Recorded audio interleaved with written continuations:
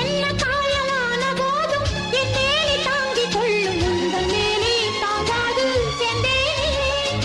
எந்தன் காதல் என்னவென்று சொல்லாமல் ஏங்க ஏங்க அழுகை வந்தது. எந்தன் சோகம் உன்னை தாக்கும் என்றெண்ணும் போது வந்த அழுகை நின்றது.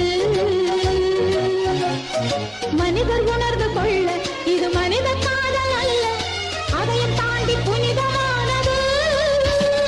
அபிராமியே தாலாட்டும் சாமியே நான் தானே தெரியுமா?